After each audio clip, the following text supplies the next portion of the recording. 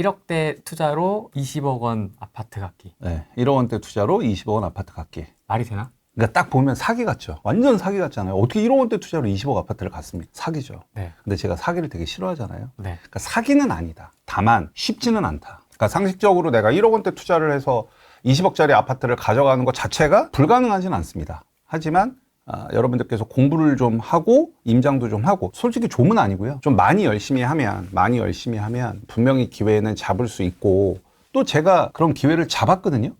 그래서 오늘 제 사례도 좀 말씀을 드릴 거고 그리고 그 외에 이제 또 다른 사업장도 좀 오늘 소개시켜 원래는 여기 자료에다가는 땡땡이라고 해놨는데 말미에 오픈을 하겠습니다. 사실 이제 매스컴 보다 보면은 뭐 신속통합기획이다, 모아타운이다, 가로주택 정비사업이다, 뭐 소규모 재건축이다, 3080 플러스다, 뭐 이사 대책이다, 별의별 얘기가 다 나오거든요. 그래서 되게 많이 복잡하실 건데 그냥 신속통합기획은 여러분들 쉽게 그냥 재개발이라고 보시면 돼요. 이제 오세훈 서울시장께서 좀 이렇게 브랜드를 이렇게 살짝 입힌 거다 이렇게 보시면 되는 거고. 그러니까 쉽게 말씀드리면 이런 거죠. 그러니까 예를 들어서 후레이님이랑 저랑 회사의 영업부에 있어요. 영업부. 네. 후과장님, 흥과장 이렇게 둘이. 근데 이제 회사에서 미션이 딱 내려온 거죠. 우리 회사의 그 매출을 증대시킬 수 있는 방안을 마련해 와라. 이런 미션이 이제 각각 떨어진 거죠. 그래서 이제 우리 둘이 열심히 준비를 하는 거죠. 각각 프로젝트를 준비를 하는데 흥부과장은 만들어 놓은 프로젝트를 시장에다가 런칭을 시키기 위해선 담당 팀장 결재를 받아야 되고 본부장 결재를 받아야 되고 대표이사 결재를 받아야만 그 기획안을 시장에 런칭을 시키겠죠. 근데 후과장님한테는 중간을 다 생략을 해줬어. 대표이사 직속 보고. 그러면 빨라요, 안 빨라요? 엄청 빠르죠. 엄청 빠르죠. 그러니까 저는 팀장 결제 받고 본부장 결제 받고 대표이사 결제 받고 이 프로젝트를 시장에다가 출시할 수 있는데 후랭이님은 팀장이나 본부장 절차가 생략되잖아요. 그냥 대표이사 결제 받아갖고 바로 하면 되죠. 그러니까 우리 회사의 영업 실적을 늘리려는 매출을 증대하려는 그 본질은 똑같죠. 그러니까 재개발, 낙후된 주거 환경을 개선해서 신축 아파트를 짓는 그 행위는 똑같아요. 그런데 신속통합기획이라는 어떤 이쁜 옷을 입으면 그런 중간에 결제를 받아야 되는 절차가 확 생략이 되는 거죠. 똑같은 거예요. 신속통합기획. 물론 이제 뭐 용적률 인센티브도 있고 종상행도 있고 여러 가지가 있지만 그건 사실 본질이 아니고 어쨌든 재개발을 좀 빨리 해주겠다라는 취지인 거고. 그래서 신속통합기획 그럼 뭔가 지금 막 새로 생긴 것처럼 보이지만 아닙니다. 옛날부터 우리 뭐 20년 전에 생겼던 뭐 한남 뉴타운, 뭐 노량진 뉴타운 이런 것처럼 옛날 20년 전부터 있었던 그냥 재개발입니다. 아, 그래요? 네, 그러니까 어려울 게 하나도 없습니다. 절차를 좀 간소화시켜줬다. 이렇게 생각하시면 되는 거죠. 그러면 뒤에 나오는지 모르겠는데 그럼 어떤 부분들을 아까 이제 결제 라인이 줄어들었다고 했잖아요. 맞아요. 그럼 어떤 부분들이 좀 줄어든 거예요? 일반 재개발에 비해서? 조합 설립 인가라는 거를 받고 난 다음에는요. 그 다음에 해야 되는 게 뭐냐면 각종 역량 평가라는 걸 받아요. 그러니까 예를 들면 내가 빌라를 갖고 있는데 우리 재개발 빌라 인근에 초등학교가 있어. 그러면 교육 역량 평가라는 걸 받고요. 그다음에 교통 역량 평가라는 거는 어느 재개발이나 다 받겠죠. 왜냐하면 도로는 다 깔리니까.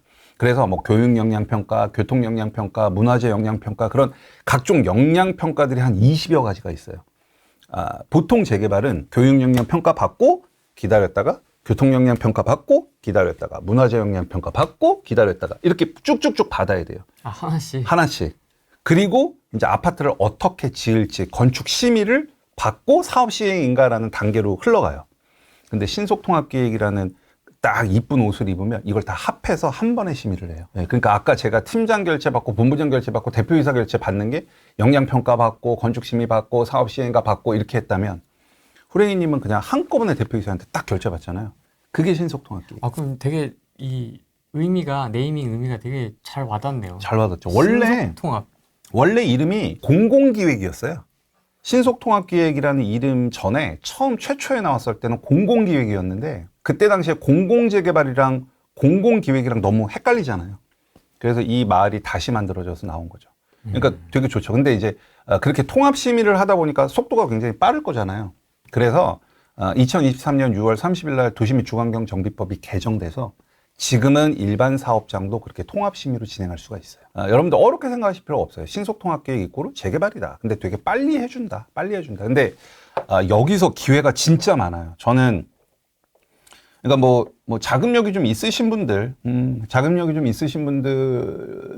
이제 뭐 기존에 우리가 워낙 유명한 재개발들이 많으니까 거기에 이제 사업 속도랑 그다음에 입지 보고 들어가시면 좋을 것 같고, 내가 만약에 소액으로 승부를 좀 봐야 되겠다라고 하면 아무리 고민을 해봐도 저는 주택 투자로서는 여기에 기회가 너무 많은 것 같아요. 이런 거죠. 한남 5구역 실투자금 얼마죠? 한 15억 이상은 있어요. 15억 있으면 그거 하면 되잖아요. 맞아요. 근데 저는 어림도 없거든요. 그렇죠. 그러면 이제 작은 거에서부터 이렇게 쇼부를 맞아요. 다 나가야 거기까지 가는 건데. 맞아요. 그냥 한 방에 한남 5구역 보고 비싸다 좋다 이러고 끝날 수는 없으니까. 그렇죠. 그러니까 한남 5구역이, 그러니까 한남 뉴타운이 됐던 성수 전략 정비 구역이 됐던 이제 뭐 거기 좋은 거 누가 모릅니까? 다 알죠. 네. 근데 거기 투자하려면 막 현금이 10억 이상은 넘어야 되니까. 네. 근데 여러분들께서 이 신속통합 계획을 잘 보시면 그 정도 급을 저렴한 금액으로 들어갈 수 있죠. 여기 교재는 없는데 네. 뭐 말 나온 김에 얘기하죠 뭐. 성수 전략 정비 구역이 너무 좋잖아요. 근데 성수 전략 정비 구역이 1지구, 2지구, 3지구, 4지구가 있거든요. 네. 그 바로 옆에 신속통합 계획으로 선정된 곳이 있어요. 그게 자양 4동 신속통합 계획이거든요. 그래서 흔히 성수 5지구라고 불려요. 성수 5지구라고 불리고, 실제 서울시에서는 도시계획을 성수 1, 2, 3, 4와 5를 통합해서 잡고 있어요. 근데 거기를 실투자 금액을 한 3억 정도로 제 수강생 두 분께서 한 두세 달 전에 들어가셨어요. 너무 좋잖아요. 지금 내가 성수 전략 정비구역에 투자하려면 15억이 있어야 되는데 그 성수 5지구 입지 한번 보여드릴까요? 성수 1, 2, 3, 4거든요. 네. 한강변 바로 앞이잖아요. 네. 그다음에 요 바로 앞이 여기가 압구정동. 이거 너무 좋죠. 위치. 압구정. 그다음에 여기 트리마제. 맞습니다. 뭐 BTS 살고 뭐 그런 트리마제. 그다음에 여기 아크로서울 포레스트. 네. 전지현 씨가 130억 주고 작년에 샀죠. 그렇습니까? 네. 그다음에 여기 이제 갤러리아 포레. 네. 여기가 이제 성수 1, 2, 3, 4거든요. 네. 바로 옆에 여기 하나 보이죠. 여기 이제 광진구. 5지구. 네, 성수 5지구. 자양 4동 신속통합계. 여기 보시면 신속통합계라고 써 있죠. 그러네요. 네. 근데 지금 빌라 가격도 여기 한 8억 9억 하는데, 불과 몇 달 전에 저희 수강생 두 분께서, 그 중에 한 분은 현재 제 수업을 듣고 계신 분이시더라고요. 쉬는 시간에 저한테 오시더니, 흥부님 저 자양 4동 갖고 있어요. 그래서 뭐 어떻게 사셨어요? 그랬는데 딱 얘기하는데 그 되게 괜찮은 물건이 있었거든요. 그 물건을 그분이 사셨더라고. 네, 그래서 깜짝 놀랐죠. 그래서 이런 식인 거죠. 그러면은 요 도로를 이 영동대로를 기준으로 해서 여기는 지금 현금 15억 필요하잖아요. 근데 여기는 어쨌든 지금은 근데 2, 3억은 들어갈 수가 없고요. 이제 그런 매물들이 가끔 나올 수 있다. 그러니까 여기를 들어가서 사셔라 이런 뜻은 아니고, 그렇죠. 이제 이런 메커니즘에 이런 기회를 여러분들께서 잡을 수 있다는 걸 오늘 설명을 좀 드리고 싶은 거죠. 완벽히 똑같진 않지만은. 그렇죠. 완벽히 똑같지는 않으니까 좀 세부적으로 들여다 보면은 좀 차이점들이 좀 있어요. 환경도 좀 다르고 한데 그럼에도 불구하고 이렇게 해서 기회를 잡을 수 있다는 거죠. 추정 분담금이 발표됐다, 이 말은 비례율이라는 개념이 나왔다는 내용이랑 똑같거든요. 그러면 추정 분담금이 발표됐어요 라는 얘기는 비례율이 나왔어요 이런 같은 맥락이고, 그럼 비례율이 나왔다는 거는 뭘 의미하느냐? 내가 재개발 구역에 빌라를 갖고 있으면 내가 그 빌라가 때려 부셔지고 아파트를 가져가려면 조합원 분양가라는 걸 알아야 돼요. 그럼 조합원 분양가가 나왔다는 얘기예요. 비례율이 나왔다는 얘기는. 자, 그러면 남는 거는 수분양자들한테 일반 분양을 하죠. 일반 분양가도 나왔다는 얘기예요. 그러니까 추정 분담금이 나왔어요. 비례율이 나왔어요. 이 의미는 조합원 분양가와 일반 분양가가 발표가 됐다는 얘기예요. 그리고 요즘에 공사비 이슈가 되게 많죠. 맞습니다. 공사비도 나왔다는 얘기예요. 그리고 감정가도 나왔다는 얘기예요. 그러니까 추정 분담금이 나왔어요. 비례율이 나왔어요. 이 의미는 우리가 이 재개발 구역을 투자함에 있어 내가 투자 가치를 판단할 수 있는 모든 지표들이 발표되었음을 의미해요. 그러니까 되게 쉽죠. 그런데 문제는 뭐냐면 두 가지가 있는데, 제가 밑에 이제 그러나라고 써놨는데, 하나는 네. 이번 88 대책, 그러니까 사실은 지금 신속통합계획 같은 경우는 정비구역으로 지정도 안 된 아주 극초기를 말하거든요. 아주 극초기를 말하는데 이번 88 대책 때 이런 극초기에서 발표되는 추정 분담금이 아주 먼 미래를 예상을 할 거잖아요. 그러니까 이런 극초기에서 일반 분양을 얼마를 할지 지금 결정하는 게 사실 의미가 없잖아요. 10년 뒤 일이니까. 그래서 너무 예상을 하다 보니까 이번 88 대책 발표를 통해서 이제 신속통합기획지에서 이러한 추정 분담금이 디테일하게 나오지 않을 거예요. 그래서 지금 추정 분담금이 발표된 신통은 여러분들이 어프로치하기에 너무 좋지만 앞으로는 조금 새로운 거를 더 배우고 시도하셔야 된다는 게 첫 번째. 두 번째는 이 추정 분담금을 이제 그 신속통합기획 입고로 재개발이니까 어떤 추진 주체가 있겠죠. 그럼 그 추진 주체에서 이 추정 분담금을 만들어요. 물론 그들이 만드는 게 아니라 이제 자치구에서 용역을 준 용역 업체가 만들기는 하는데 그거를 이제 자치구에서 다 검증을 하거든요. 그럼 뭐 A라는 구역의 조합원 분양가가 얼마고 감정가 얼마고 뭐 이런 거 나온 거를 검증을 하는데 그러면 결국은 자치구에서 승인을 받아가지고 데이터를 발표했다는 얘기죠. 근데 조금 문제가 많아요. 무슨 문제가 있어요? 예를 들면 이거죠. 중앙정부도 그렇고 그다음에 서울시장인 오세훈 서울시장도 그렇고 서울에 주택을 공급하려고 애를 많이 쓰죠. 근데 그러려면 주택을 빨리 공급하고 사업이 빨리 진행되려면 신속통합기획지에 있는 주민들이 동의를 많이 해야겠죠. 동의를 우리 해주세요. 빨리 동의를 해야 사업이 쭉쭉쭉 갈 거 아닙니까? 그러면 예를 들어서 공사비를 높게 잡으면 당연히 사업성이 악화되겠죠. 그럼 동의하는 율이 낮아지겠죠. 근데 공사비를 낮게 잡으면 사업성이 되게 좋아 보이겠죠. 그럼 사람들이 동의를 막 하겠죠. 그래서 지금 발표된 추정 분담금들이 대체적으로, 그러니까 지금 신속통합계획으로 선정된 곳이 80군데고 그중에 추정 분담금이 발표된 데가 24군데거든요. 그 24군데를 다 뜯어봤어요. 그랬더니 한 군데를 제외하고 나머지는 여러분들께서 데이터를 좀 마사지를 해줘야 돼요. 이 의미는 예를 들면 공사비를 좀 많이 낮게 잡았어요. 그러니까 예를 들어 지금 우리 평당 공사비는 한 800 정도를 봐줘야 되는 게 좀 상식이거든요. 근데 대체적으로 한 700을 잡는다던가 아니면은 재개발을 하기 위해서는 아파트 짓는데도 비용이 들지만 뭐 설계비도 들고 감리비도 들고 뭐 여러 가지 비용이 그런 걸 약간 축소해서 잡으려는 경향이 있어요. 그렇다 보니까 사업성이 되게 좋아 보이겠죠. 네. 그래서 그 두 개만 여러분들이 체크를 하셔가지고 투자 포인트를 잡으시면 기회가 꽤 클 거라고 전 판단이 들어요. 근데 그런 숫자들은 저희가 어떻게 다 발표해요. 그러니까 이게 비싼지 안 비싼지에 대한 이 숫자에 대한 정확성 네. 어떻게 검증을 해요 저희가? 오늘 해드릴 거예요. 그리고 당연히 이제 수업 시간에 다 해드리죠. 그러니까 제 수업 시간에서는 그 A부터 Z까지 그 모든 데이터를 어떻게 어렵지 않아요. 그 데이터를 이렇게 검증해서 이렇게 마사지해서 이렇게 변형시켜서 투자 판단을 하시라라고 말씀을 드릴 거고 오늘은 아주 그냥 개략적으로 어떤 식으로 하는구나 흥부가 그래서 어떻게 알려드리는구나 그 정도는 오늘 좀 잡아드리려고 해요. 재작년에 나와서 내 지금도 타이틀 기억해요. 되게 좋은 기회라 세 채를 더 샀습니다. 가 제가 후랭이 TV에 와서 촬영을 하고 제 썸네일이었어요. 아 그래요? 어떻게 저보다 더 잘 기억을 하시네요? 전혀 모르겠는데? 썸네일 괜찮다. 내 영상이니까. 그 제 영상 중에 하나의 썸네일이 흔치 않은 기회라 세 채를 더 샀습니다. 이게 제가 작년이었나 재작년 나와서 작년이었나 했던 그 영상의 썸네일이었거든요. 잘 만들었네. 그래서 제가 그때 빌라 22년도에 제가 빌라 3개 샀거든요. 네. 근데 그 3개 다 신통됐거든요. 이제 그래서 그때 막 후랭이 TV에 나와서 막 얘기했던 그 중에 한 군데가 추정 분담금이 발표가 됐어요. 그때 제가 2년 전에 얘기했던 게 그게 제가 상도 15구역이에요. 아하. 네, 그때 제가 여기가 샀던 데거든요. 한번 보면서 좀 말씀을 드려보도록 할게요. 알겠습니다. 여의도 밑으로 가면 노량진 뉴타운 있거든요. 네.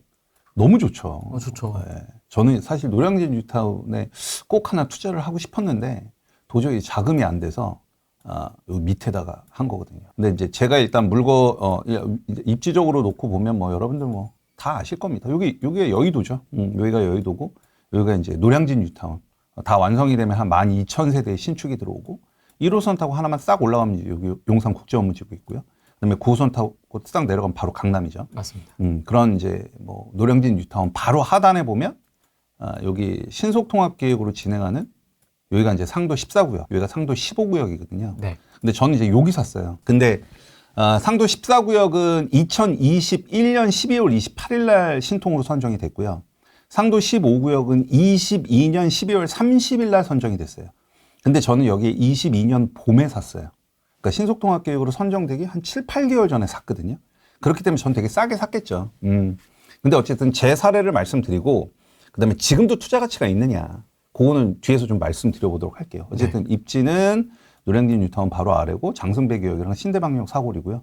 그다음에 이쪽으로 서부선이 또 들어올 거기 때문에 네. 서부선 거리도 좀 가까워지면 되게 앞으로 발전이 될 거라고 판단이 듭니다. 자, 그러면은 이제 여기가 위에가 노량진 뉴타운이고 여기가 상도 15고 상도 15구역이 이렇게 지어질 거예요, 아파트가. 네. 그럼 이제 여기 투자 가치를 분석하려면 얘 인근에 아파트가 뭐가 있고 걔가 어느 정도 가격이 되는지를 좀 알아야 되거든요. 미사사례. 근데 바로 옆이 있죠. 이게 상도 끌라베뉴예요. 끌라베뉴. 요게 이제 후분양됐던 아파트고 미분양이었다가 이제 얼마 전에 다 완판이 됐죠. 그래서 이 상도 프루지오 끌라베뉴 전용 면적 8사 기준으로 요게 14억 원에 완판이 됐습니다.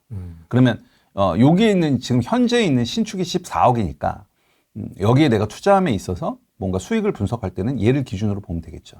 너무너무 좋습니다. 바로 옆에 있으니까. 그러네. 그렇죠. 끌라베뉴. 추정 분담금이 이제 상도 15구역에 발표가 됐거든요. 저는 이제 2022년도 봄에 신속통합계획으로 선정되기 전에 샀고요. 그 다음에 올해 여름에 여기 추정 분담금이 발표가 됐어요. 그래서 여기 보면 추정 분담금 안내 자료라고 했고 여기 페이퍼가 보이시죠? 네. 여기 이제 저희 집으로 날라온 거. 직접 받으신 거. 네. 오늘 제가 영상을 찍고 있는 지금 흥부가 투자한 결과가 어떤지 한번 보도록 하겠습니다. 자, 제가 일단 빌라는 2억 2천에 샀어요. 전세는 제가 매수할 당시에 전세는 1억 6,800이었고요. 그 다음에 올해 연장을 200만 원 올려갖고 1억 7천에 전세를 놔져 있습니다. 되게 귀엽게 올리셨네요. 아니 어차피 그 공동주택 공시가격이 126%니까. 아, 126. 네, 126. 요즘에 126 높이면은 세입자분들이 안 계세요. 아, 그렇죠. 네, 그래서 제 투자 금액은 5천이었고. 아, 빌라니까. 네. 좋습니다. 네, 근데 발표가 됐죠. 제 감정가가 무려 3억입니다. 그러네요. 네, 그럼 전 2억 2천에 매수를 했는데 감정가가 3억이니까 프리미엄이 마이너스 8천인 거죠. 근데 사실 여기에도 함정이 있습니다. 예를 들면 호레이님 제가 감정가 3억짜리 저 2억에 샀어요. 그럼 부러우세요? 안 부러우세요? 부러워요. 부러우시죠? 근데 전혀 예를 들어서 조합원 분양가가 100억이야. 감정가 3억짜리를 2억에 사도 내가 엄청 손해를 볼 수도 있어요. 뒤에서 엄청 내야 돼. 네. 그러니까 감정가보다 싸게 샀다고 해서 무조건 좋은 것만은 아니에요. 그래서 제가 항상 얘기하는 게 재개발은 이 뒷박 칠 수 있는 게 너무 많아요. 그러니까요. 네. 그러니까 이거 보면 와 감정가 3억짜리를 흥부는 2억 2천에 샀어? 마이너스 프리미엄 8천이네? 되게 부럽다. 여기 이렇게 생각하시면 안 돼요. 함정이 있어요. 여기도 함정. 그래서 이 자체만 갖고는 부러워할 게 없다. 알 수 없다. 알 수 없다. 알 수 없다. 보통 여기서 이렇게 얘기하는데 나 감정가보다 얼마 싸게 샀다고. 그러니까 그거는 보통은 그렇게 판단해서는 절대 안 돼. 이제 비례율이라는 게 그냥 쉽게 말해서 이 조합에서 사업을 잘했냐 못했냐 뭐 그 개념이라고 보시면 될 것 같아요. 그래서 비례율이 100보다 크면 이 정비 사업지에서 좀 장사를 잘했다. 비례율이 100보다 안 좋으면 뭐 좀 잘 못했다. 이런 개념이라고 보시면 되고, 그다음에 이제 비례율이 100보다 높다는 얘기는 내 감정가보다 내가 주장할 수 있는 권리가 더 크다는 얘기를 의미해요. 그러니까 예를 들어서 내가 빌라를 받은 감정평가 금액이 1억이야. 근데 우리 조합의 비례율이 110%야. 그러면 내가 받은 감정가는 1억이지만 내가 실제 조합에다가 주장할 수 있는 권리는 1억이 아니라 1억 1천이 되는 거죠. 그러니까 비례율이 높으면 높을수록 조합원 입장에서는 좋은 거죠. 그렇죠? 근데 또 비례율이 높아지려면 조합원들한테 좋거든요. 그럼 비례율이 높아지려면 뭐가 높아지면 되냐? 일반 분양을 높게 받으면 돼요. 비싸게 팔면. 아파트를 비싸게 팔면 우리 조합의 수입, 인컴이 막 늘 거잖아요. 비싸게 많이 팔면 수입이 막 들어오겠죠. 그럼 비례율이 막 올라가요. 반대로 공사비가 급등해. 사업 비용이 막 치솟아. 그럼 오히려 비례율이 떨어지죠. 뭐 그런 좀 흐름을 갖고 있거든요. 어쨌든 그 정도까지만 이해를 좀 하시면 될 것 같아요. 그러면 감정가가 3억 140을 받았으니까 비례율 101.41%를 곱하면은 제가 주장할 수 있는 권리는 감정가보다 조금 크죠. 네, 한 500만 원 정도 큽니다. 네. 상도 15구역 전용 면적 8사의 조합원 분양가는 9억 9천이고요. 그러면 저는 원래는 9억 9천만 원이라는 돈을 내고 8사를 가져가야 되는데 9억 9천만 원을 다 낼 필요가 없죠. 내가 주장할 수 있는 권리는 빼고 내면 되죠. 그래서 9억 9천에서 내가 주장할 수 있는 권리를 빼면 분담금이 6억 8,400이거든요. 그렇죠. 그러면 분담금 6억 8,400에 내가 얼마 주고 샀느냐? 요 두 개를 더하는 게 흔히들 시장에서는 총매가, 저는 이제 내 집 마련 총금액이라는 표현을 쓰거든요. 그러니까 뭐 예를 들어서 내가 뭐 라인원 한 남이 220억에 거래됐잖아요. 그렇죠. 그래서 뭐 예를 들어서 내가 아파트를 15억 주고 샀어. 그럼 매매가 총 매수가가 15억이잖아요. 그 개념이라고 보시면 돼요. 그럼 여러분들께서 여기까지만 딱 보시면 아까 끌라베뉴가 14억이었죠. 네. 근데 저는 9억이죠. 그럼 벌써 마진이 5억이 딱 보이시죠. 요런 메커니즘이거든요. 다만 아까도 말씀드렸다시피 지금 자치구, 그러니까 여기 상도 같은 경우는 동작구청이 되겠죠. 조금 우리들이 건드려줘야 될 부분이 있어요. 기본적으로 재개발은 낙후된 빌라를 때려 부시고 아파트를 지어서 팔아먹는 사업이거든요. 네, 그러니까 단순히 부동산 투자라고 여러분들 생각하시면 안 되고 사업이에요, 사업. 아파트를 지어서 파는 사업. 그럼 사업이면은 수입이 있을 거고 지출이 있겠죠. 네. 그렇죠? 네. 자, 그러면 상도 15구역의 수입은 우리 상도 15구역에서 아파트를 지어서 파는 사업을 할 건데 현재 추정되는 수입은 2조 5천억이에요. 요거는 조합에서 만들었고 동작구청에서 검증을 받아서 저 같은 토지등 소유자 주민들한테 보낸 거거든요. 상도 15구역이 주택 정비 사업을 진행하면서 예상되는 수입이 2조 5천억이에요. 근데 이 수입을 늘리면 늘릴수록 우리들한테 좋겠죠. 네. 수입이 많으면. 그런데 여기는 지금 구역 지정도 안 됐잖아요. 그러면 이 수입이 다 예상이겠죠. 네. 그러면 일반 분양을 평당 한 3억 한다라고 장부상으로는 표현할 수 있겠죠. 평당 3억이요? 네. 왜냐하면 일반 분양 장부상으로는? 그렇죠. 장부상으로 할 수 있겠죠. 왜냐하면 일반 분양이 7년 뒤, 8년 뒤니까 지금 장부상으로 상도 15구역의 일반 분양을 평당 3억에 할 거야. 그럼 이 숫자가 엄청나게 커서 보이겠죠. 엄청 늘어나. 그렇죠.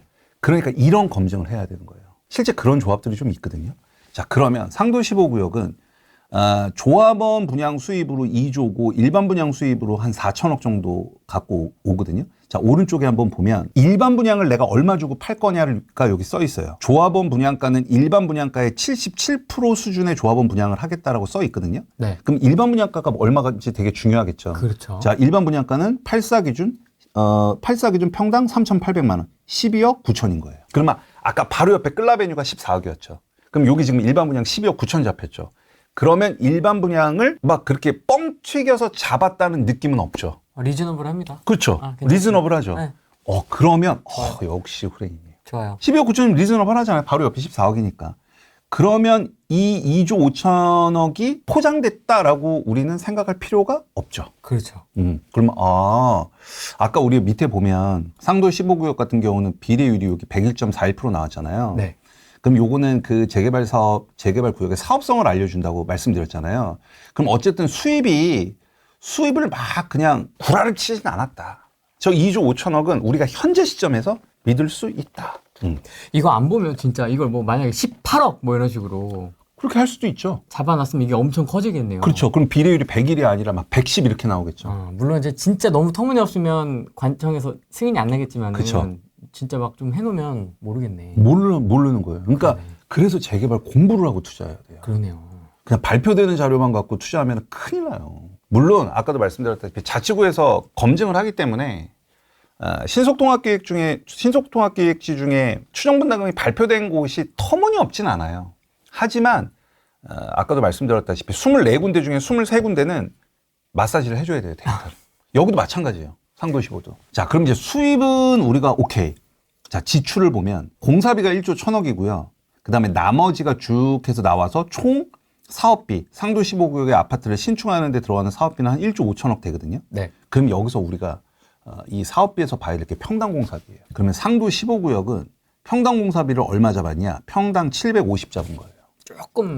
조금 살짝 좀 아쉽죠. 그러네요. 물론 위에 있는 노량진 1구역이 평당 포스코랑 730만 원에 뭐 어쨌든 협의를 했고 그 다음에 근데 앞으로 좀 올라갈 공산이 크죠. 그러면 우리가 생각할 때 그리고 상도동은 고바위가 되게 많아요. 맞아요.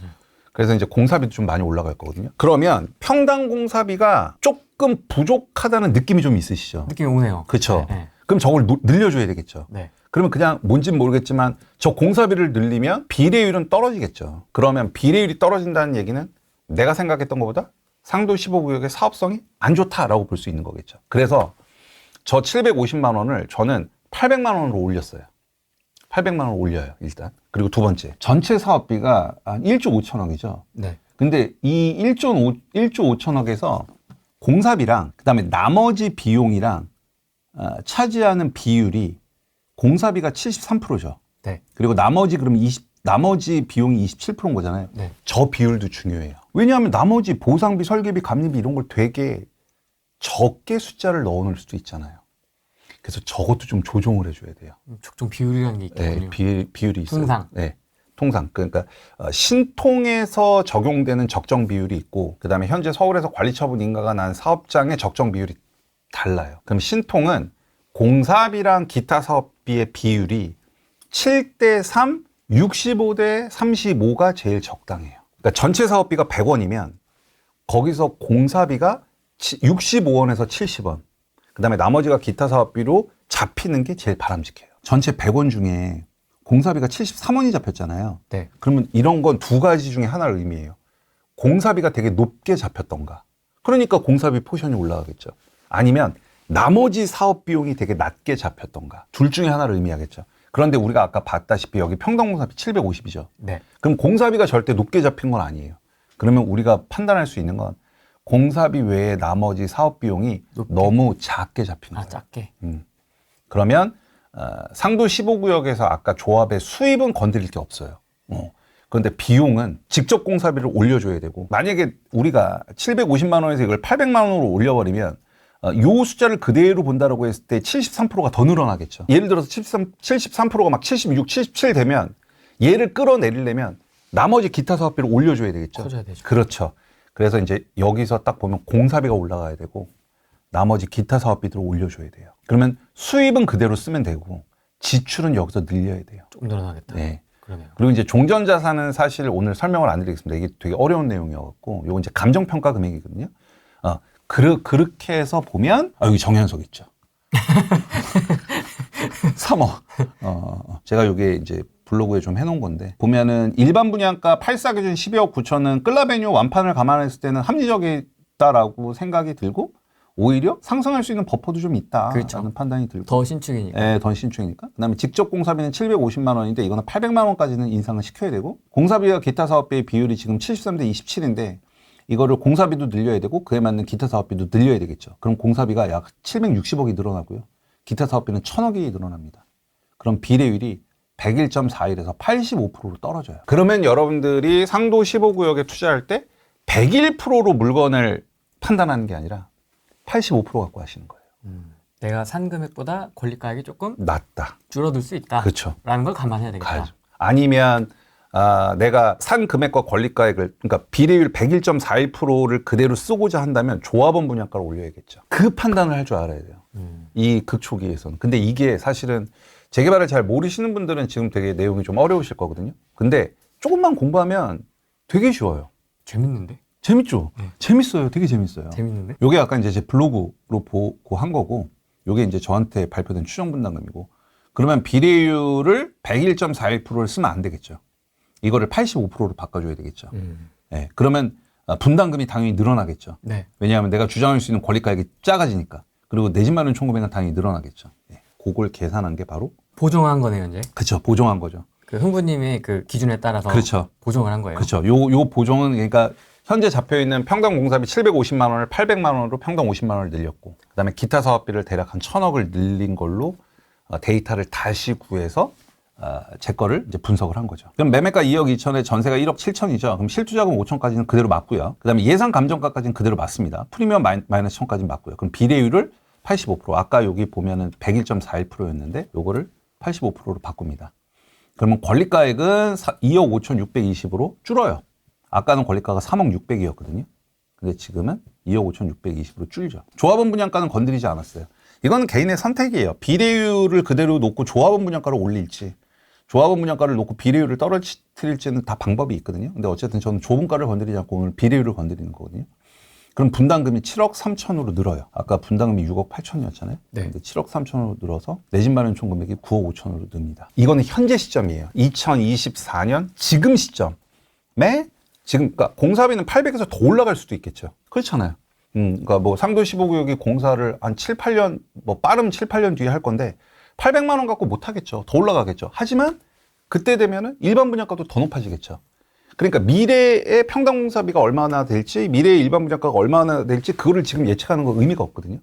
근데 저 원래 예측을 하면서 투자하는 사람이 아니니까.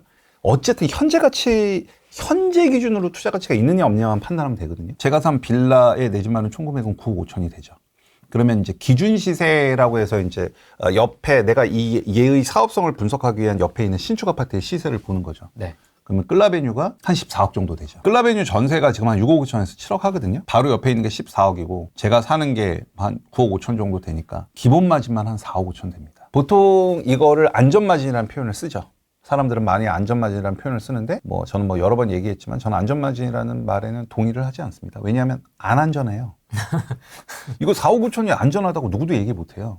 그러니까 기본마진이라는 표현을 쓰고 그다음에 입지는 제가 보통 입지를 비교를 해갖고 보존값을 좀 주거든요. 근데 끌라베뉴나 상도 15구역이나 바로 붙어 있잖아요. 그래서 입지적인 차이는 없다라고 보고 그래서 0. 연식마진은 당연히 끌라베뉴보다 상도 15구역이 더 새 거겠죠. 그래서 한 10년 그 정도 보고 새 거니까는 조금 더 가격을 쳐줘야겠죠. 그래서 그게 한 2억 천. 근데 왜 2억 천이에요? 요것도 계산하는 로직이 있어요. 로직이 있어서 네. 그거에 따라서 여기 보상마진을 계산하는 그 로직이 다 있어요. 그건 이제 강의 시간에 알려드리고 그 로직에 태워서 나온 게 2억 천이에요. 그다음에 이제 세대수 마진은 세대수가 크면은 커뮤니티도 되게 좋죠. 그러면은 더 가격을 쳐줘야 될 거잖아요. 근데 상도 15구역의 커뮤니티를 지금 우리가 알 수가 없죠. 그래서 0. 그다음에 브랜드는 이편안이 좋아요, 아크로가 좋아요. 아크로가 좋죠. 그렇죠? 힐스테이트보다 DH가 좋죠. 근데 상도 15구역은 지금 브랜드가 뭔지 모르죠. 그래서 0. 그다음에 기타 또 이렇게 다른 거 하는 게 있거든요. 그래서 이 6개를 저는 보상마진이라는 표현을 써요. 네. 그러면 쭉 더하면 한 6억 6천 나오죠. 그러면 저는 투자 금액이 5천만 원이었거든요. 네. 근데 보상마진이 6억 6천이에요. 그러면 보상마진 비율은 1320%예요. 엄청 높은 거죠. 엄청 폭발적이죠. 엄청 폭발. 이게 재개발의 힘이죠. 이게 재개발의 힘이죠. 그렇죠. 저는 보통 구역 지정 단계에서 이 보상마진 비율이 300%는 돼야 투자 가치가 있다라고 보거든요. 최소. 네, 300%. 그다음에 서울 B급지 이상은 200% 이상. 그 기준을 드리거든요. 근데 제가 이렇게 굉장히 높을 수 있는 이유는 저는 이게 신속통합계획으로 선정되기도 전에 들어갔잖아요. 한참 전에. 그러니까 완전 선선선 진입을 했으니까 워낙 투자 금액이 적었으니까 이렇게 나오는 거죠. 이 보상마진 6억 6천의 의미는 끌라베뉴가 14억일 때 6억 6천인 거거든요. 그럼 한 10년 뒤에 끌라베뉴가 한 20억 됐다. 그럼 제 보상마진은 6억 6천이 아니라 12억 6천이겠죠. 20억 더 될 수도 있을 것 그렇죠. 그렇죠. 더 될 수도 있죠. 그러니까 5천 투자해서 이런 메커니즘이 나오는 거거든요. 짠 보면 희망회로를 살짝 돌려보면 희망회로를 돌립니다. 저는 항상 늘 지금 현재의 투자 가치가 있느냐를 제일 중요하게 생각하는데 그럼에도 불구하고 이제 희망회로를 잠깐 돌려보면 그러니까 상도 15구역이 한 10년 뒤에 입주한다라고 볼게요. 한 10년 뒤에 사실 10년 뒤는 쉽지 않을 것 같은데 어쨌든 10년 뒤에 상도 15구역에 딱 입주 시점이 됐을 때 끌라베뉴는 14억보다는 오를 확률이 높겠죠. 10년 후일까요? 그렇죠. 10년 후니까. 1, 2년 후 아니면 10년 후면은 지금 14억에서 분명히 오를 확률이 매우 높거든요. 그러면 만약에 끌라베뉴가 한 20억이 되고 그럼 전세가율을 한 50%만 보면 20억에 50%면 전세가 10억이 되잖아요. 그러면 상도 15구역에 제가 입주할 때 아까 분담금이 비대율을 85%로 했을 때 분담금이 7억 3천인 거잖아요. 그러면 저는 5천만 원 투자해서 10년 뒤에 입주할 때 저 분담금을 7억 3천을 전세 10억을 받아서 내면 돼요. 그러네요. 전세 10억 받아서 분담금 7억 내고 내 통장에는 3억이 꽂혀 있죠. 그리고 저는 5천만 원 투자로 10년 뒤에 20억짜리 아파트를 갖는 거죠. 10년 뒤 시세에 20억짜리 아파트를 갖고 게다가 내 통장에는 3억이라는 돈이 꽂히는 구조가 나오는 게 지금 현재의 신통이에요. 근데 이게 제 성격 아시겠지만 막 없는 거를 막 지어내 그러진 않거든요. 이게 실제 나올 수 있는 구조예요. 그래서 여러분들께서 신통 쪽에는 좀 꼭 관심을 가셨으면 좋겠어요. 물론 궁금하게 평당 공사비가 지금 너 800 잡았지만 앞으로 오를 거 아니야.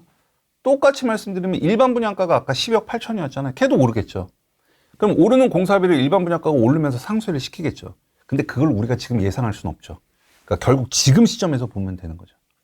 그래서 지금 보면 저는 이제 5천 투자를 했는데 실질적으로 저희 수강생분들 중에 올해 상도 15구역에 투자하신 분들이 되게 많아요. 왜냐하면 사실은 매매가를 좀 한 1억, 1억 5천 좀 더 비싸게 사도 충분히 투자 가치가 나오거든요. 내 빌라랑 흥부가 갖고 있는 빌라랑 똑같은 거를 매매가가 3억 2천이 아니라 2억 2천이 아니라 3억 2천에 산다. 그럼 보상마진은 6억 6천이 아니라 5억 6천이 되거든요. 그래도 투자 가치가 있죠. 그렇죠? 그다음에 매매가를 2억 2천이 아니라 4억 2천에 사도 보상마진은 6억 6천이 아니라 4억 6천이 되겠죠. 그 대신 이제 투자 금액이 커지면 요 보상마진 비율은 떨어지겠죠. 네. 그래서 요 비율에 맞춰서 올해 투자를 실행하신 분들이 되게 많아요. 우리 오늘 타이틀이 1억 원대 투자로 20억 원 아파트 갖는 거였잖아요. 네. 그래서 제가 전화를 해봤어요, 그저께. 1억 원대로 투자할 수 있는 물건이 있더라고요, 지금.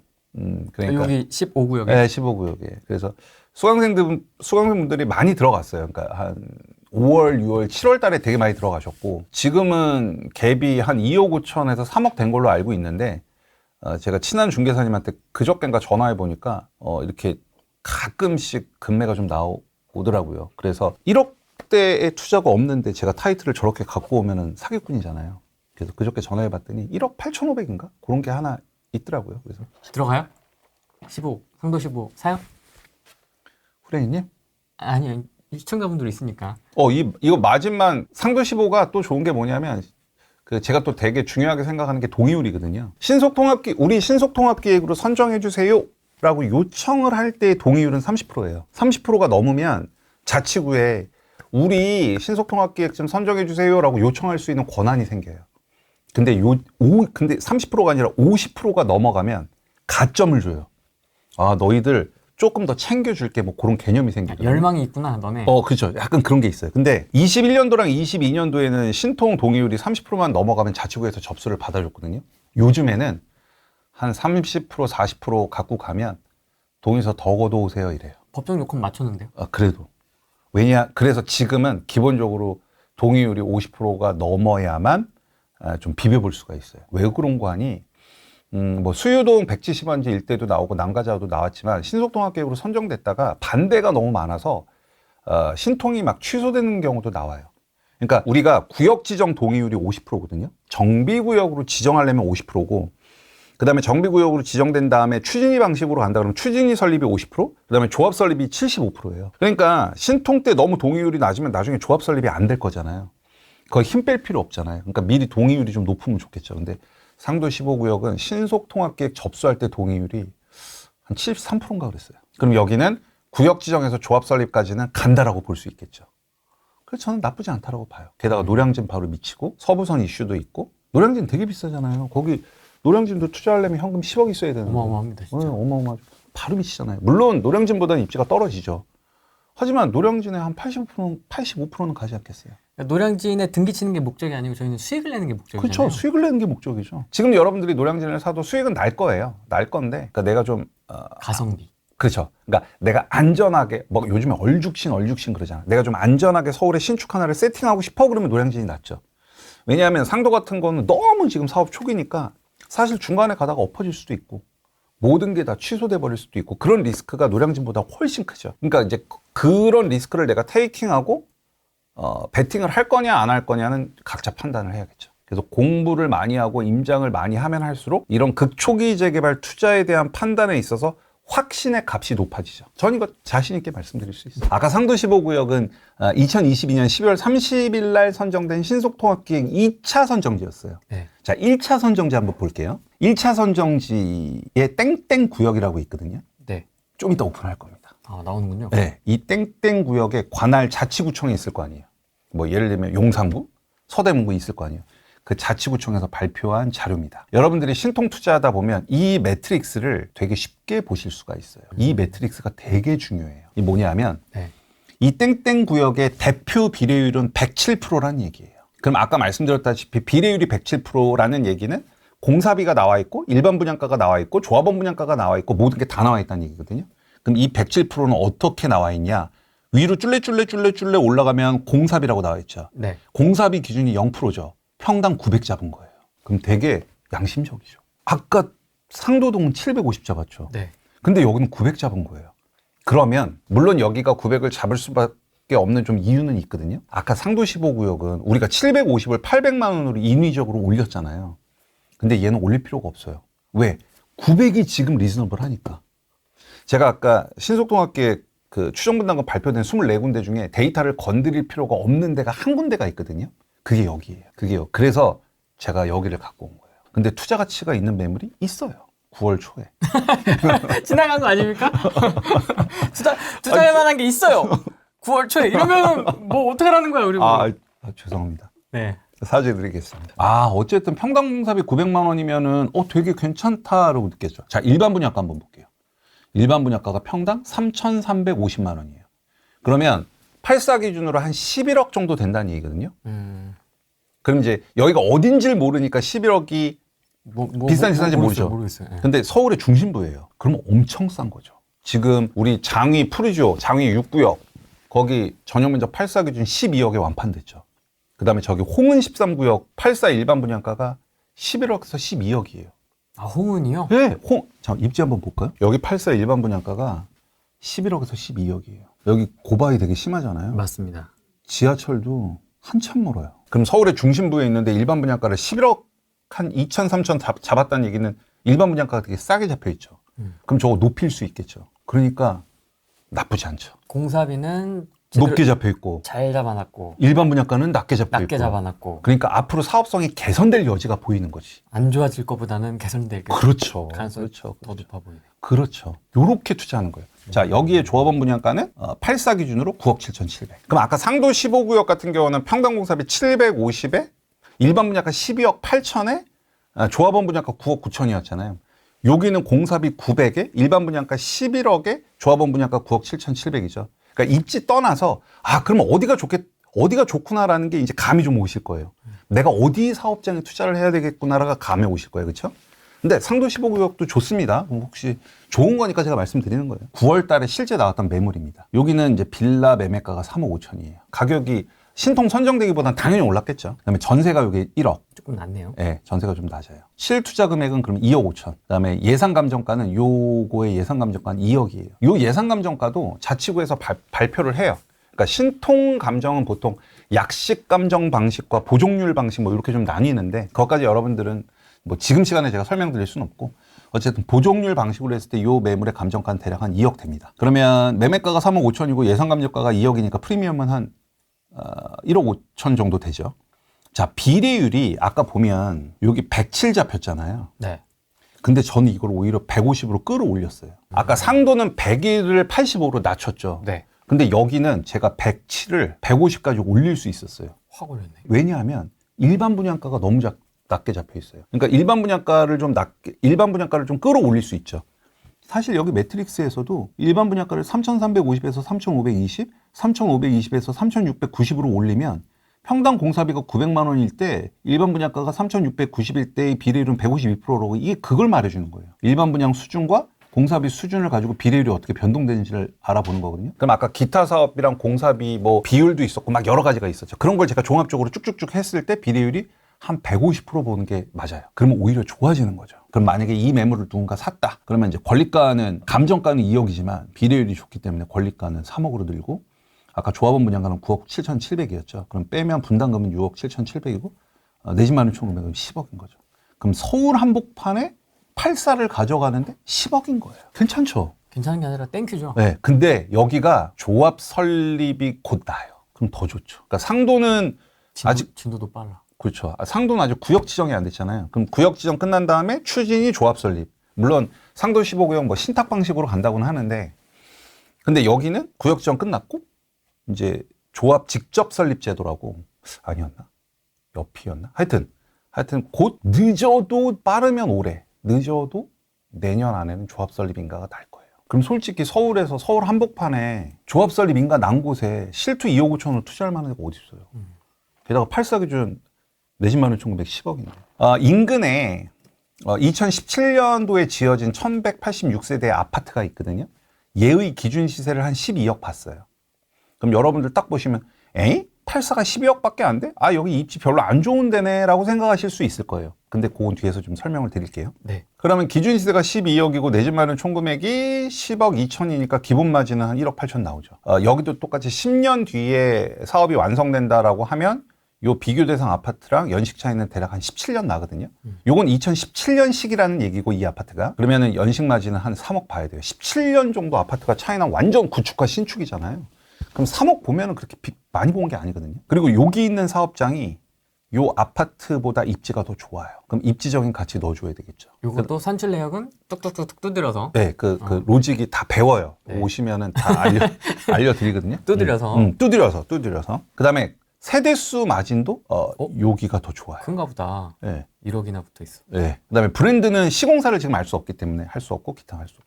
그럼 요거는 보상 마진이 7억이에요. 그럼 내 투자 금액 2억 5천으로 7억을 깔고 가는 거예요. 그럼 예를 들어서 얘가 10년 뒤에 15억으로 올랐어. 그럼 내 보상 마진이 7억이 아니라 10억이 되는 거죠. 그러면 280%죠. 네. 그럼 제가 아까 구역 지정은 300%, 그다음에 서울 B급지 이상의 구역 지정은 200% 보라고 했는데 여기는 곧 조합 설립인가 날 거거든요. 저는 조합 설립인가가 나면 이 보상 마진 비율을 100%를 드려요. 100%만 넘으면 투자 가치가 있는 거예요. 근데 여기는 아직 조합 설립인가가 안 났죠.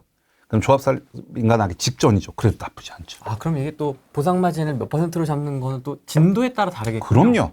그러니까 앞에 초기 사업으로 갈수록 리스크가 크니까 보상 마진 비율은 커야 되고. 단순히 300이 아니고. 그렇죠. 뭐 정리해서 말씀드리면 구역 지정 단계에서 내가 투자 가치가 있다라고 판단할 때는 보상 마진 비율이 300% 이상이어야 돼요.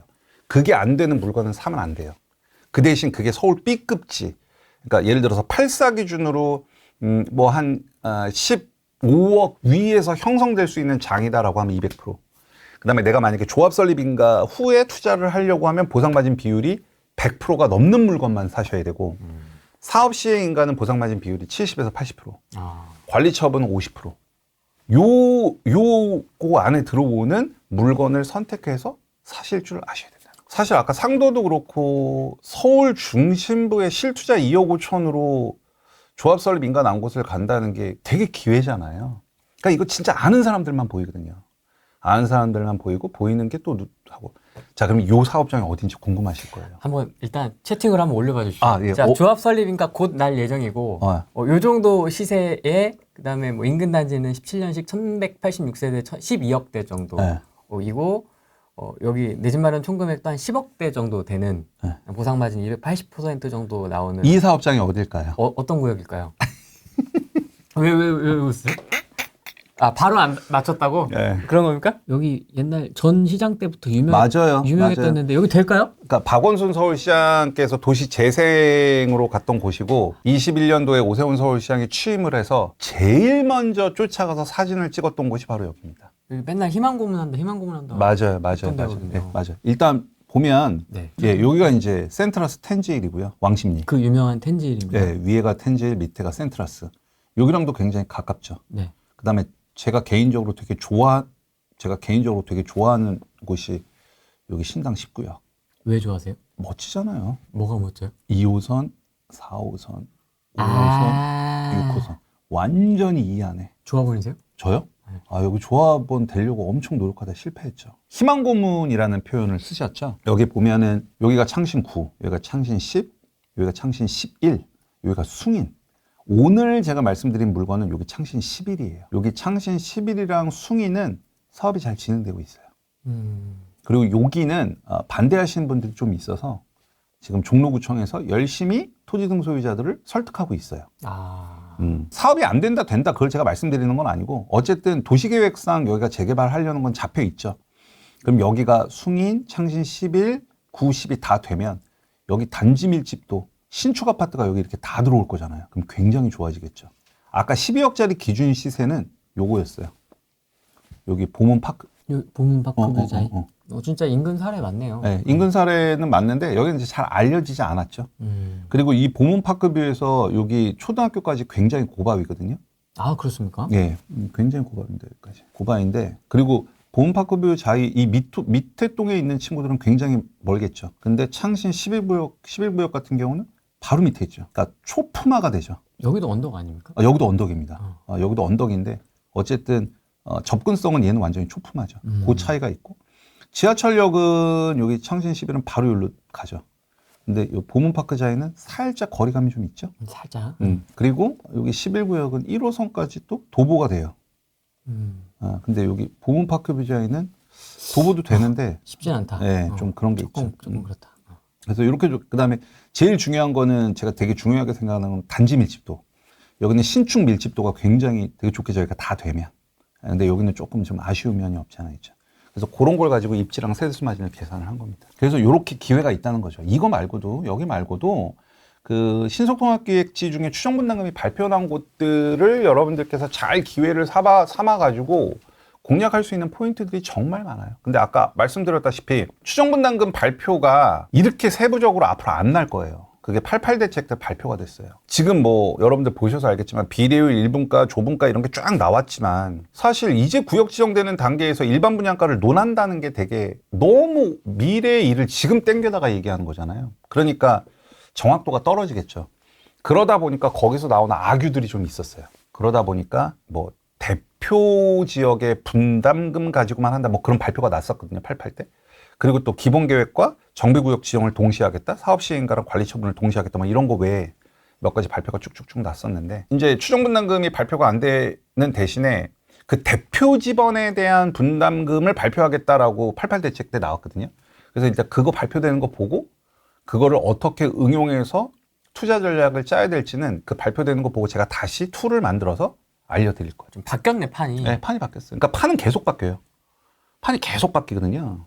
판이 계속 바뀌면 그때그때 바뀔 때마다 그러면 이 판을 어떻게 해석하고 어떻게 공략해야 되는지를 그때그때마다 제가 계속 업데이트를 해서 알려드리거든요. 그게 궁금했거든요. 그 대표 지번으로만 나오면 정보가 선선선진입은 어떻게 해야 되는 거지? 그렇죠. 어렵죠. 사실 그거보다 더 빠른 진입이라고 하면은 신속통합기획의 후보지로 선정되기 위해서 지금 준비하는 곳들이 한 100군데 되거든요. 100군데나 됩니까? 네, 100군데. 서울만 해도요? 서울만. 제가 그 리스트를 다 뽑았어요. 많다. 그래서 그걸 이제 보통 우리가 연번동의서를 받은 곳이라는 표현을 써요. 연번동의서? 네, 연번은 뭐냐면 예를 들면 내가 살고 있는 동네를 신속통합기획이라는 멋진 옷을 입히고 싶어. 그러면 자치구에다가 우리 신통 응모할 거예요. 우리 접수할 거니까 좀 인정해 주세요라고 하면 여기서 연번을 줘요. 연번. 너희는 신통 준비하는 곳하고 공표를 해요. 그게 연번이거든요. 그러면 그 다음에 신속통합기획으로 선정이 되고 그 다음에 자치구에서 서울시로 여기 신통을 선정할까요 말까요라고 서울시에 올리고 서울시에서 오케이 하면 신통으로 선정이 되고 그 다음에 구역 지정이 되고 추진이 조합서를 이렇게 나가는 거예요. 그러니까 연번은 사실 토지거래 허가구역으로 안 묶여 있죠. 그냥 전세 끼고 사면 돼요. 그 대신 리스크가 엄청 높죠. 왜냐하면 신통으로 될지 안 될지도 모르고 동의율이 얼마를 거둘지도 모르고 추정분담금이 어떻게 나올지도 모르고 그 대신 싸게 사는 대신에 그냥 전세 끼고 살 수도 있고 리스크는 훨씬 높죠. 그러니까 여기는 사실 거의 선수급들이 터치하는 데죠. 그러니까 선수급 정도 되는 사람들이 이제 이쪽 보는 거고 그 정도까지는 아니야. 그럼 신통 선정된 구역 중에 동의율이랑 반대율 이런 거 좀 체크하고 아까 말씀드렸던 추정분담금 나오는 건 내가 얼마든지 조금만 공부하면 마사지 다 할 수 있거든요. 그렇게 해서 판단하셔도 충분하다는 거죠. 2022년도에 세 채 빌라 산 거는 다 신통됐고요. 네. 그다음에 2023년도에는 상가 샀어요. 상가. 네. 상가는 저는 상가를 어떻게 사냐면 재개발을 이용해서 상가를 사요. 그러니까 뭐 그냥 컨셉만 말씀드릴게요. 재개발 구역이 있어요. 그러면 소득이 좀 낮으신 분들이 많이 거주하겠죠. 재개발 구역은 여기가 싹 갈아엎어지고 신축이 들어오면 예전에 살던 사람들보다는 소득 수준이 높은 사람들이 들어오겠죠. 그럼 재개발 인근에 예를 들어서 김치찌개 집이 있어요. 그러면 재개발 구역의 김치찌개 집에서 10,000원을 받으면 안 팔리겠죠. 왜냐하면 소득 수준이 낮은 사람이 있으니까. 근데 신축으로 다 바뀌었어. 그래서 초울트라 유기농 돼지고기를 쓰는 김치찌개를 12,000원에 팔리겠죠. 그럼 결과적으로 이 상가는 재개발이 되기 전보다 아파트로 들어오면 매출이 늘어나겠죠. 그럼 매출이 늘어난다는 얘기는 월세를 내가 더 많이 받을 수 있다는 거고 그럼 상가의 가치가 올라가겠죠. 딱 요 컨셉으로 23년도에는 재개발 구역 밖에다가 요 컨셉으로 상가를 하나 샀고요. 그 재개발 구역에 영향력에 있는 상가군요. 영향력에 있는 상가. 그거 하나 샀고 올해는 지방 재건축을 샀어요. 재건축? 네, 지방 재건축? 네, 지방 재건축을 샀어요. 자, 이 컨셉은 뭐냐? 뭐지? 수강생분들한테는 지방 투자를 좀 지양하라고 하거든요. 저는 그냥 이건 예입니다, 예. 예를 들어 감정가가 5천이면 저는 이걸 2천에 샀어요. 그런데 이 물건은 조합원 분양 신청을 한 물건이에요. 즉, 조합원 분양 신청을 했다는 건 나중에 신축 아파트를 받아야 되는 물건이거든요. 근데 신축 아파트를 받는 걸 가정으로 마진을 계산하면 이 투자는 하면 안 돼요. 저는 이 투자를 왜 했냐? 저는 조합원 분양 신청을 철회해서 현금 청산자로 제 위치를 바꾸려고 해요. 그러면 감정가가 5천이든 한 2천에 샀으니까 5천에 현금 청산을 받으면 3천의 수익이 생기잖아요. 요 투자에 올해 도전을 한번 해봤어요. 그것도 재밌다. 네, 재밌죠. 그러니까 원래 조합원 분양 신청이 끝난 다음에는 현금 청산자의 지위를 그러니까 조합원에서 현금 청산자의 지위로 쉽게 바꿀 수가 없어요. 이 도전을 한번 해봤어요. 그러니까 그 지방의 신축을 갖기 위해서 투자한 게 아니라 현재 조합원의 지위를 포기하고 현금 청산자의 지위로 나를 변화시킨 다음에 청산을 받으면 내가 상격 가격보다 감정가가 위이기 때문에 요걸로 한번 제가 이 투자를 성공을 하면 요걸 적용해서 할 곳이 너무 많아요. 너무 많아요. 그래서 이걸 제가 성공하면 그때 또 이거 갖고 또 이렇게 좀 다양하게 해보려고 그 투자를 24년에 했어요.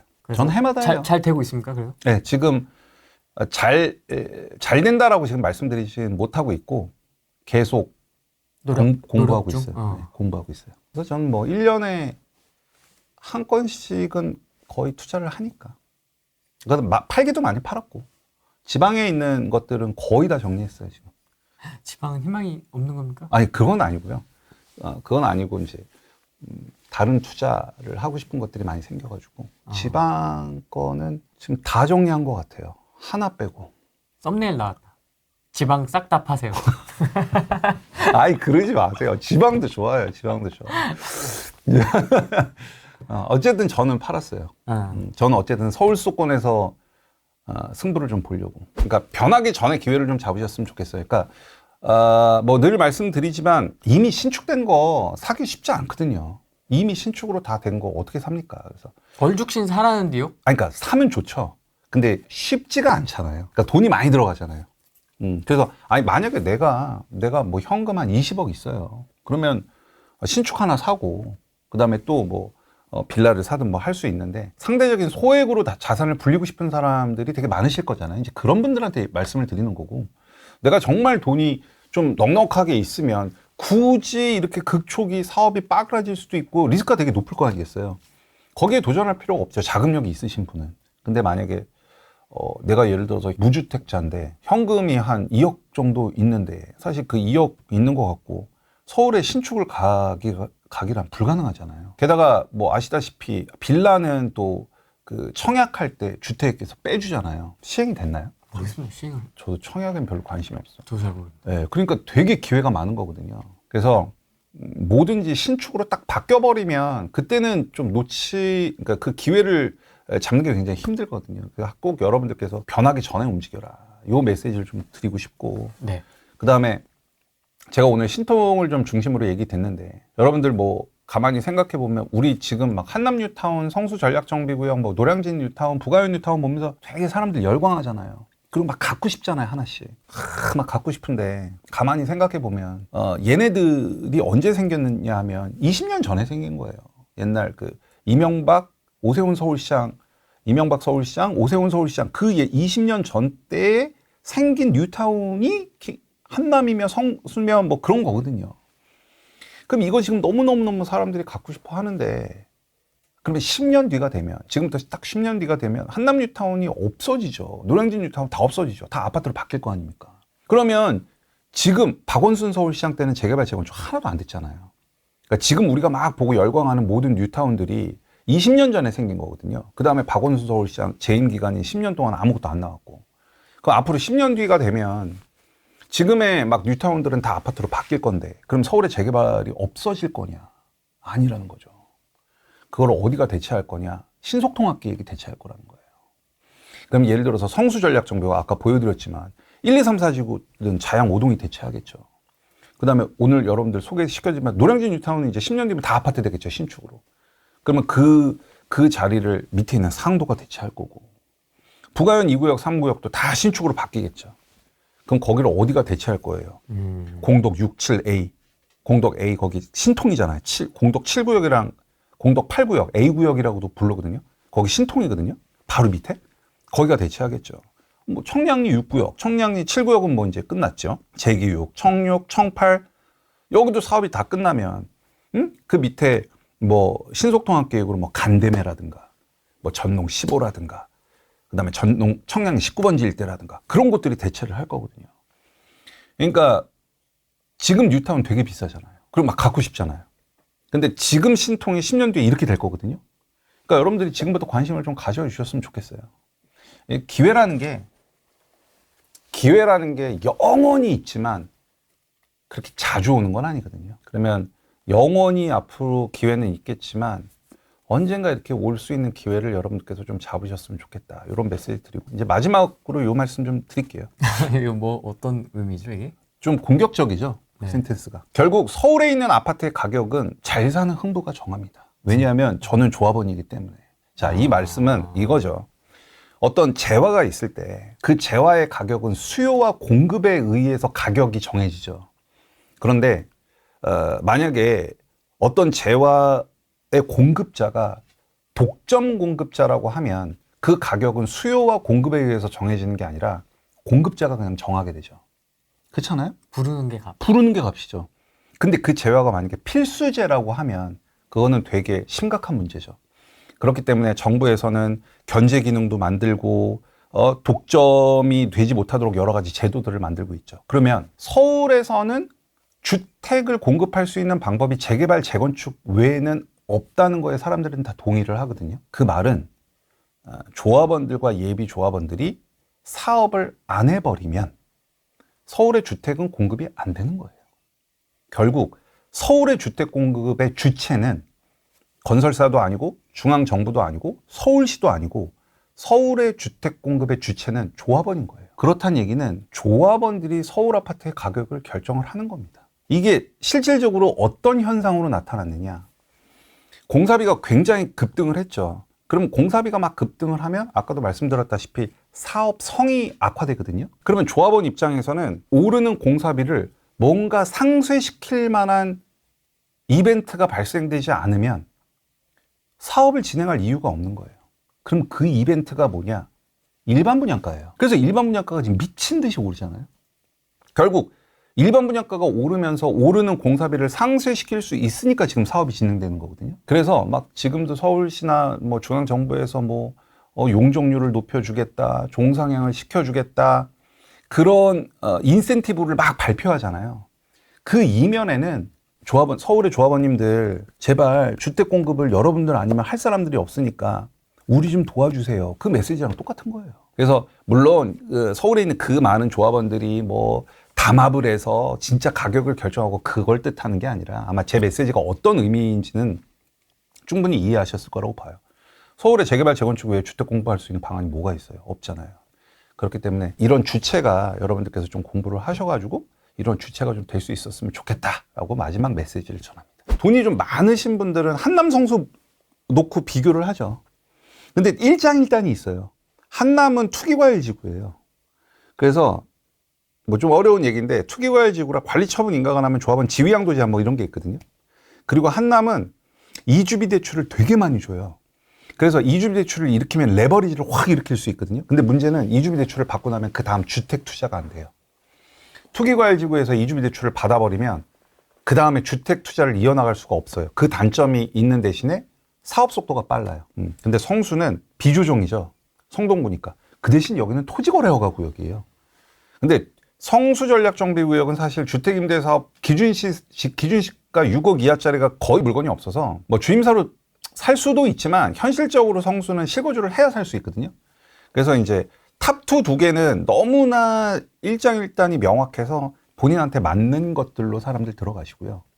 그 다음에 노량진 뉴타운 같은 경우는 올 초에 비해서 프리미엄이 많이 올랐어요. 우리 8월달, 9월 초까지 아파트 막 올랐다가 지금 정체잖아요. 재개발도 똑같거든요. 근데 뭐 아파트 가격이 그렇다고 떨어지는 게 아니라 지금 스테이블하게 가고 있잖아요. 재개발도 똑같아요. 상급지는. 그래서 뭐 노량진도 그렇고 나머지 다 비슷비슷하고 서울 외곽지에 있는 재개발들은 그러니까 단순히 입지만 보시면 안 되고 그런 게 있어요. 서울 외곽지 재개발 중에 일반 분양이 굉장히 적은 곳은 좀 위험할 수 있어요. 아까도 말씀드렸다시피 공사비가 막 오르면 그 늘어난 공사비를 뭘로 충당을 해야 되냐면 일반 분양 수입으로 충당을 해줘야 되거든요. 근데 일반 분양이 되게 작으면 결국은 늘어나는 공사비를 다 조합원들이 떠안아야 돼요. 그러니까 이제 이런 구조, 그러니까 되게 다양한 구조들을 가지고 시장에서 평가를 받죠. 그리고 이제 조금 공부 좀 하고 안다는 분들이 관심을 갖는 게 아까 말씀드렸던 신통. 그리고 하이 리스크, 하이 리턴을 생각을 하신다라고 하면 연번. 신통보다 더 앞단계. 근데 여기는 진짜 좀 많이 공부를 하셔야 될 부분인 거죠. 되게 많이들 임장 다니시고. 열심히 하시는구나. 네, 일반 빌라촌이랑 재개발 이슈가 있는 빌라촌이랑은 가격이 완전 달라요. 완전 다르고. 빌라촌에 있는 사람들이 신통 선정되기 위해서 진짜 노력 많이. 제가 말씀드렸잖아요. 지금 연번 나와서 신통으로 선정되기를 바라는 곳만 정확히 120개예요. 그걸 제가 지금 다 업데이트를 하고 있거든요. 120개. 그럼 120개면 엄청난 거거든요. 아실의 그 색깔을 칠해지지 않은 120군데가 지금 막 진행하고 있다는 거거든요. 그러니까 이번 기회에 신축 아파트를 갖고 싶어 하는 사람들이 되게 많다는 거죠. 신통이 답입니까? 뭐 답이라고 얘기하긴 그렇지만 저는 소액으로 큰 자산을 이루는데 현재는 신통이 정답이라고 봅니다.